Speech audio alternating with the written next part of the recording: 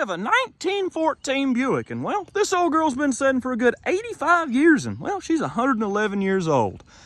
This car was sold brand new at CR Gaines down by San Antonio, Texas, and well, she says buy a Buick for service. This one proves it. From what I understand, this car was driven until 1937, 1938, just say around 1940, so she's been sitting for a good 85 years. Underneath the hood, we do have a good locked up 4-cylinder, and I mean, she's locked up pretty good. As you can see, she does have the, well, there's a wasp in there. She does have the good old overhead valves, and everything is here except for the oil pan and oil pump's missing. So I'm not too sure if someone used this old girl as a parts car or if they took that off there to try to get the engine loose and it's just been lost, because this old car's traded hands a bunch of times in the past 20 or 30 years. And one of these plugs, I think it's this one here, has, you can see that right there. That is Marvel Mystery Oil, or at least it tastes like it. So I'm pretty sure that's what it is. And it's all the way full. And it's probably been full for the past 20 or 30 years. Marvel Mystery Oil works in some cases, but something like this, I don't think it's going to do any good. Let's see about this plug. This one here, that's a neat old spark plug. I've never seen a blue one exactly like that. You can see that this cylinder is dry and there's nothing in it because it's all, well, it's soaked past the rings. That's going to be the one that's stuck. On the mileage, I got to say this old girl's a true American. She's got 1,776.4. Well, it's actually kind of 0.3, but we're going to call it 0.4. These old cars weren't driven very much back then, and she is missing the wheels, but she has the rims on there. I have another set of wheels, and I did track down an oil pan, so we're going to go ahead and get her soaking because she's pretty good and stuck, at least in this cylinder. There's no sense in checking the oil in this old girl because she is missing the oil pan, which is an important part of holding oil, I guess you'd say. And in all of these cylinders, that one's got a little bit of something in it. This one's bone dry. This one's at almost top dead center, and you can see there's, I don't know what that is on the cylinder. Oh, I can't touch it. It looks like it's a lot closer than what it is. But I'm gonna go ahead and mix up some transmission fluid, acetone, and we need to drain everything that's in this and out because I don't think it's doing us any good. This little battery operated shop vac has enough ugga-duggas to get all the junk out of this cylinder, at least the Marvel Mystery Oil. It might just do it. I don't know.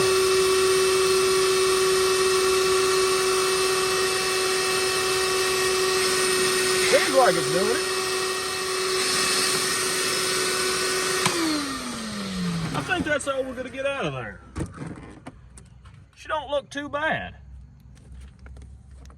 As you can hopefully see, you can see where it was on, there's a little bit of Marvel Mystery Oil left in there, and you can see the carbon on that piston, but nothing in that cylinder looks bad at all. Neither does this cylinder don't look bad. There's a little bit of a rust line down in there, and none of the other ones, this one looks spotless, and same way with this one. I'm gonna go ahead, we're gonna probably heat that up with a propane torch first and get it warm, then dump the acetone in there, or maybe spray it with some PB Blaster just to expand them rings a little bit and try to get them to break free. That should be fairly warm. It is on fire, or at least whatever's in there is burning a little bit.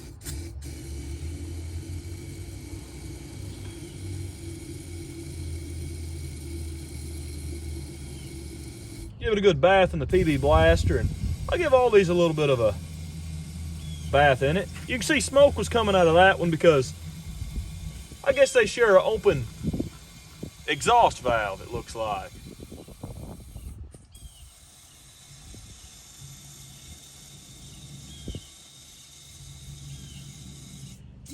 And it also could be the rods that are keeping this thing from being, well, keeping it from turning over, because them lead babbits are bad about seizing to the crankshaft. But as long as it had oil in it when it was first setting, it shouldn't be too big of a deal. Well, I can't see in that one. That one's got quite a bit. And that one's got quite a bit.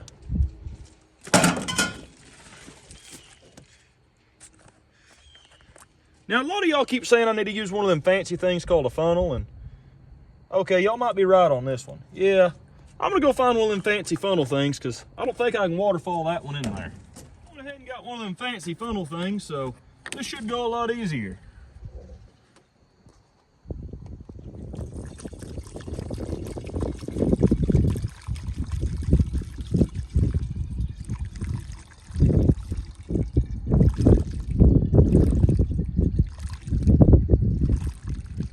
Boy, it seems to be thirsty. Okay, it's full now. This one won't hold much.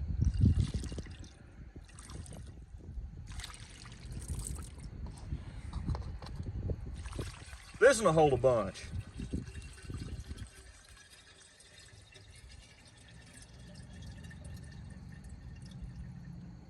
There, and I made a mess.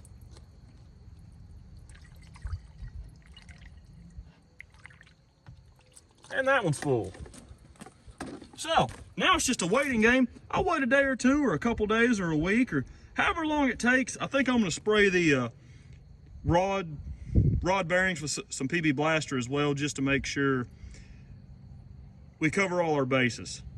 And hopefully they're not stuck. Let the old girl sit for a day or two, and we'll see if any of that transmission fluid and acetone's got past this piston here. And it doesn't look like it. It seems to be at the same level it was the other day. That one's the same way.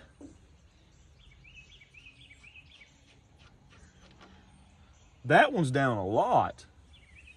I don't think there's anything left in that. Well, there might be. Yeah, it's down quite a bit.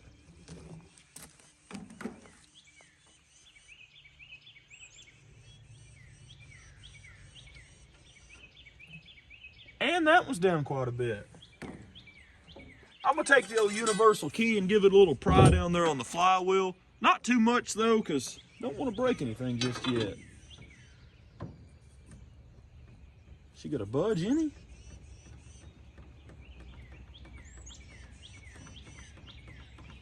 I'm just gonna rock it back and forth here a little bit, and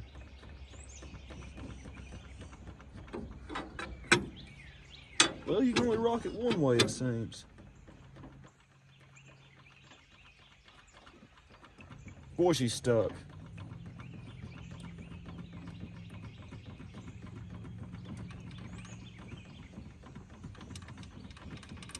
Okay, she's stuck pretty good. So I've been wiggling on the old girl for, I don't know, an hour or so. I did put a ratchet strap up there on the hand crank and put a little tension on it, and I've just been back and forth and going to that side and prying on it, then underneath and prying on it, and I think she moved just the littlest bit. I think.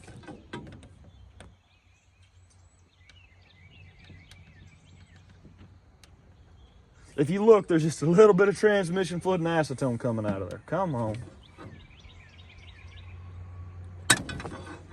That was the crowbar slipping, or the universal key as I like to call it.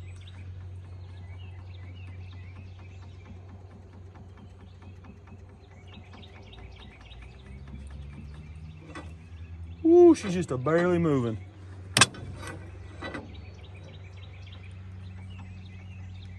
Oh boy, come on. Okay, I'm gonna tighten that strap a little more.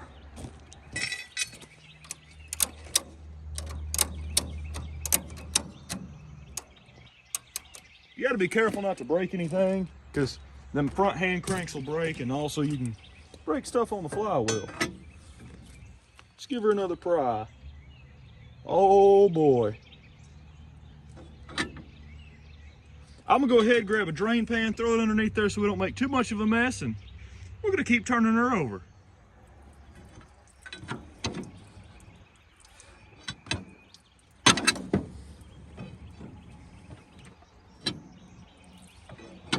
Come on. There we go. I think we got her whooped now.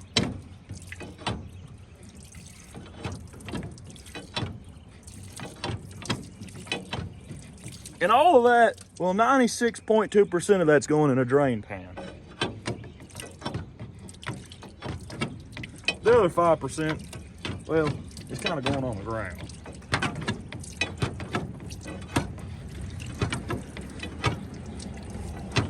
There we go.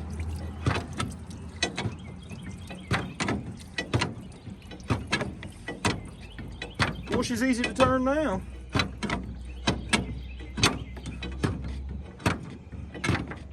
Uh-oh, no she ain't. She got a sticky spot there.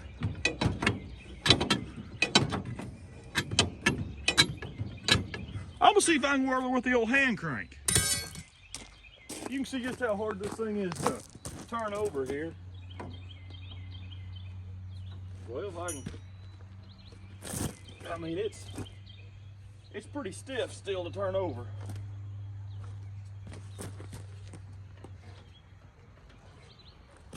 Oh, whew.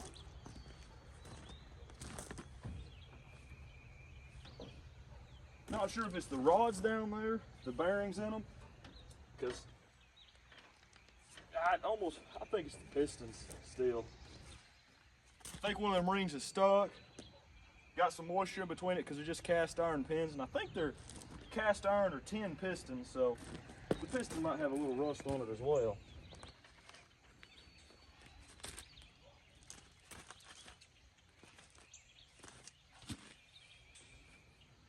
You guys can see down in here,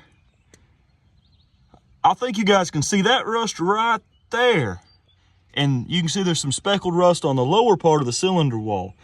This is the piston that was stuck, or mainly stuck, the far back, well, number 4 that was at top dead center basically. And at top dead center or bottom dead center is the worst spot for them to get stuck because you don't really have any leverage on them. But she turns over, she's really stiff to turn over. I'm gonna keep hand cranking her and hopefully she gets easier to turn over.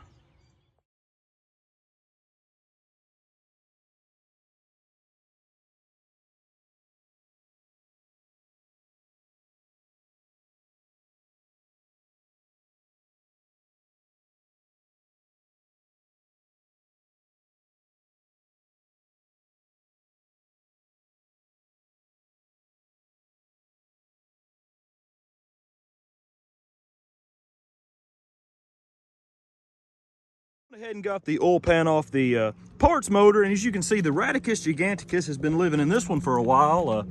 It smells pretty nasty down in there because I guess it stayed moist down in there and it's all kind of rotting, but the oil pan's good. The oil pump's down in here and this little spring's what runs it. It's just that little dude down in there, and it's ran off of that little gear right there. I'm gonna go ahead and pressure wash this thing and degrease it and make it as clean as I can. And we don't want to mess up this gasket here. I will put a little bit of Permatex or something on that because I don't have a gasket kit, and do that all the way around. I think the oil pump has to come out of it to get the spring to line up with that gear on the engine in the car. But all in all, it came off pretty easy. It does have a little bit of a crack here in the bell housing area on the bottom, but it doesn't affect how it holds oil. Luckily. Pan's now all nice and clean, and you can see it has these little things. This is for the dipper rods on the crankshaft to dip down in there, and it pushes oil in through this little tiny hole here and oils the rod bearings because it's a Babbitt bearing style engine. And basically the centrifugal force of that hitting it shoves oil up into there. And I'm not too sure if this thing down here is an oil pump or not, so I'm not really sure what to call that thing. It's driven by a little spring that's over here. This little thing drives that deal, and I'm not sure what it is. It may be an oil pump, it may not. And on the bottom end of this thing, it has not one, but 1, 2, 3, 4, 5, 6, 7 drain plugs on this thing. I mean, that's the most drain plugs I do believe I've ever seen in an engine. And the reason it has that is so you can drain the oil from the dipper rod area. I'm not sure how much oil this thing holds, but to fill it up to the dipper rod thing, it probably holds a few gallons. Or it might only hold 6 quarts. I'm not real sure. I'm gonna go ahead, put it on there, and hopefully everything lines up, and hopefully it's easy to put together. I'm also gonna clean up the rods because there's a couple spider webs and stuff on them, but nothing major. The underneath of this old engine is rather clean for there not being an oil pan. Underneath the engine here, you can see this stuff that's leaking down around number 4 piston, and it's also around number 1. And I'm not sure exactly what it is. It is, I've never seen nothing like it. It's about as sticky as, I mean, it's real sticky. It's not like a paraffin wax oil. It's almost, I'm really not sure what it is. It's kind of like a grease that the acetone is dissolving. I'm not too sure if it's some of the carbon and stuff that was up in there or what, but that just goes to show how good the acetone and transmission fluid works, because it seeped all that past the ring here, and some of it's on the crankshaft here. There's some of it on cylinder 2 and a lot of it on cylinder 1. I'm gonna scrape it all out of here before I put her back together and whirl her over a few more times to make sure no more of it's gonna come out of there, because I'm not really sure what it is. I'm sure it wouldn't hurt anything, but it's best just to have it out of there anyway, because it might make the engine a little harder to turn over. I went ahead and got the old oil pan on there. That was a monster to get on there, laying underneath there and poking and prodding on it because it has them studs. It went in there and it doesn't leak, so that's a good thing. I just used Permatex as a gasket and it seems to be holding pretty strong. I did have to unbuckle the transmission just a little bit to make it fit, but all in all it fit, and I'm gonna add some more oil in there because it's supposed to leak out here and it don't leak out there yet. Put another 3 quarts in the old girl, and now when you turn this thing, she drips a little bit of oil, so I think that means she has enough in her. So we should be good on the oil point now. I made a rotor bug for the distributor because I couldn't find one, and we're about ready to see if she'll fire off. We do have to get the old carburetor and throw her back together, but we'll whirl her over and see if she gets spark here in a second. It's nothing fancy. She's a homemade job here. As you can see, she is a piece of brass, a piece of sheet brass that I had laying around. And that's not a popsicle stick, because I didn't have any popsicle sticks, and they're not thick enough. That is a paint stir stick, and one stick wasn't tall enough, and there was a hole in it where I drilled it to fit on this thing. So I put another piece of one and bent this piece of brass, and it does what it's supposed to do. It's setting at number 1, so the timing should be good. I do have to clean the points here in a second. I should have done that before I put this on there, but I think I can leave it on there and get these bad boys cleaned up. I'm gonna go ahead and sand these things, get back with you guys, and here in a second we'll put some plug wires on it, some new plugs, and we'll whirl her and see if we get any spark. Got the old points cleaned up, and it's time to hook up the old distributor to this. Well, not the distributor, the coil to the distributor. And this thing's like a little resistor looking thing, and this is neat. It's like a quick disconnect. You just pull on this and that thing pulls off right there, and this is your, pretty sure this is your coil wire. Yeah, this goes up here to your coil, and let's see which one we replace that with. With this one right here, if I can find the end of it. This one right here is the one we replace it with, because this is the one off the other coil, the 12-volt coil. And I'm going to throw in this condenser here that's a 12-volt, so we have hopefully good spark here. And it don't want to fit because it's a whole lot bigger of a plug-in. But that ought to do it. And I got to go grab the battery and a ground wire for this, and we should have spark to the coil. And once we get spark to the coil, well, should have spark to the distributor and the points, and once we get that, it's pretty easy from there on out. We got sparkage down there. So the next step is a set of plug wires, and we're gonna have to make them because these are a little chewed up. All the plug wires are hooked up. We got a set of spark plugs in there. The coil's hooked up, so in theory, she should at least try to fire. I'm gonna give her a little bit of ether from the ether bunny here, and not too much, and we'll give her a whirl. I don't know if she's gonna hit or not. I doubt it.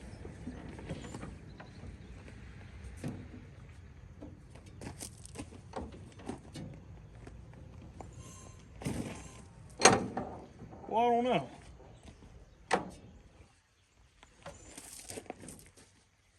Maybe?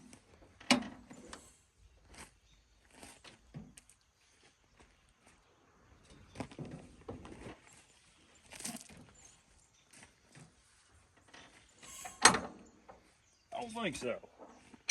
I've been cranking and cranking on this old girl. I did replace some of the plug wires because I don't think they were getting good spark to them, so we're gonna give this a try. I think she's just about at the point where she wants to run. Give it a little bit of ether and cross your fingers.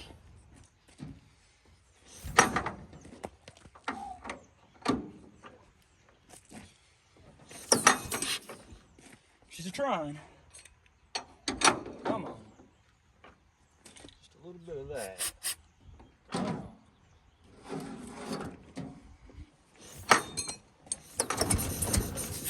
Come on. Come on.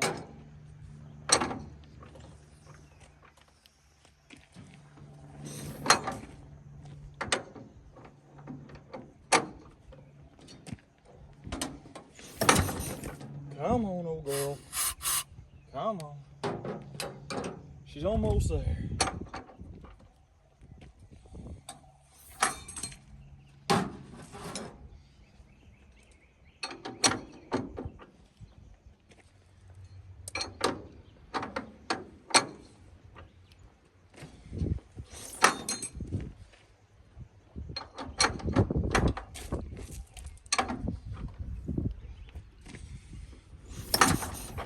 Come on, old girl. Come on. You can do it. Come on.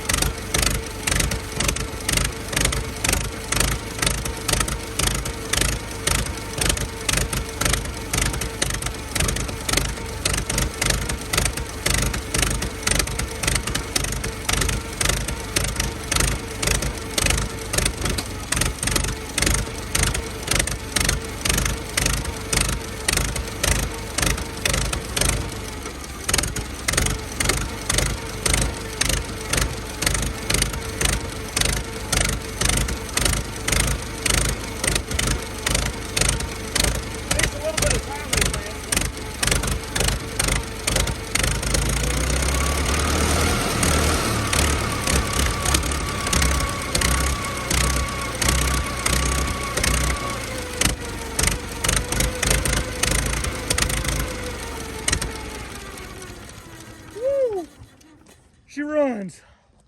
Boy, that was a lot of cranking. The exhaust is pretty warm, but right here, this spot right here where the timing is, that is where it needs to be, it seems, because once I pulled it forward, it started running a whole lot better. I'm gonna let her cool off. That's the first time this old girl has ran in 85 years, and I gotta say, she put up a fight.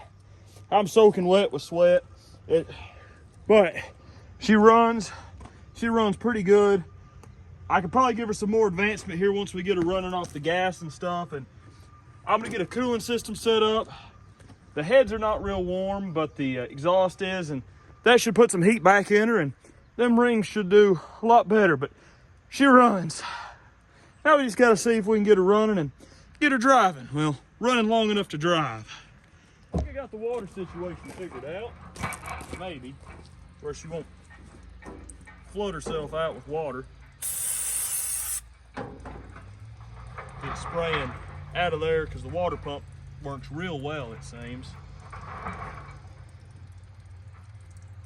And I do believe she was running off gas there for a minute.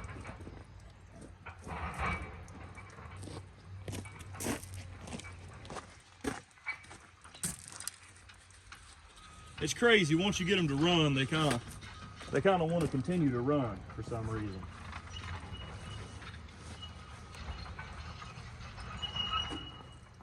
That should help some.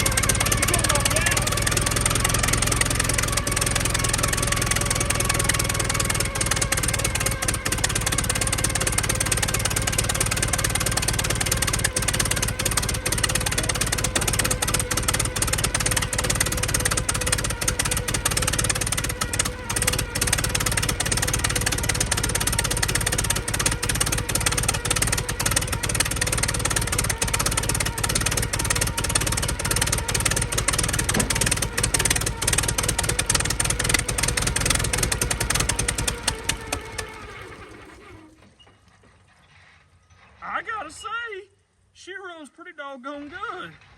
If she wasn't running out of gas so quick. And the water is still coming out of there, but we got water in the block, so she ain't gonna get hot. I'm gonna have to fix that tomorrow when the parts store opens. But I'm gonna procure some more premium fuel here, and we're gonna put some more in there, and I bet you she fires right off and runs. Old girl wants to live. I mean.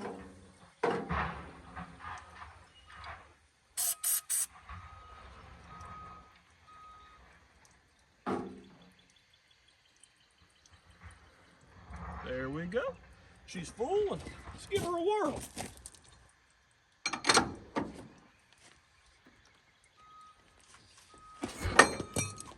Well, not on the first crank. I wouldn't expect that out of her. That'd be too fancy.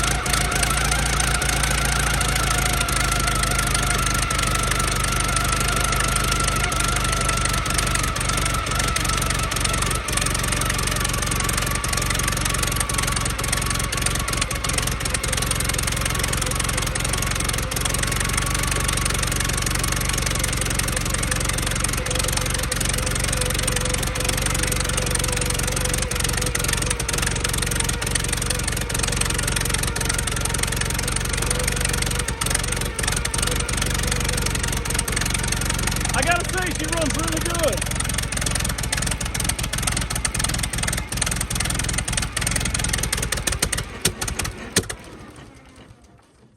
I let her run out of gas because we're running out of water here. And I don't want her to get hot. Since she's kicking all her water out there, we'll let her cool down, and I gotta fix the cooling system a little bit more, but she runs really, really good, and she stays running off the gas. I think the timing, we just had to get her perfect, and now that the timing's pretty much perfect, she's a runner on just about the third or fourth crank every time.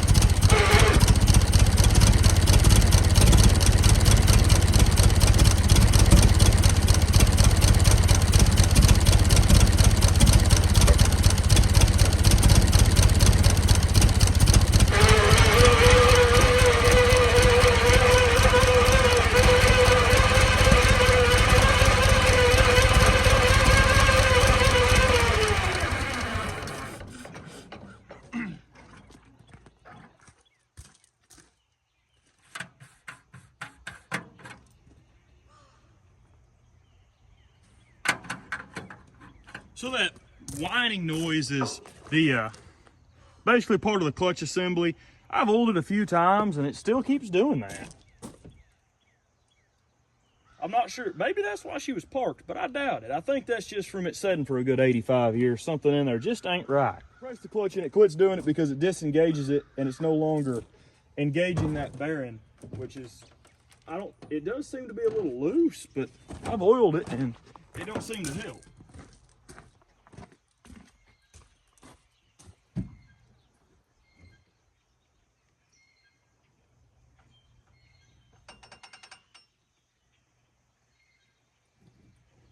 I don't think it should sound like that, but I've never heard one of these things run and drive. I know some of these old cars like this made that noise because just how the clutch assembly and stuff was set up, but it seems awful loud even for it being something that's 111 years old. Once you get these old cars where they actually run and they'll start, it's not really hard to get them to run. A lot of times it takes 1 or 2 cranks once you get them running, and well, she's set for 85 years, so it took a while to get her to want to do right, but basically it only takes a few pulls and just like that. And that's how they're meant to run. It's never supposed to take too many pulls, and just like that she fires right off and runs.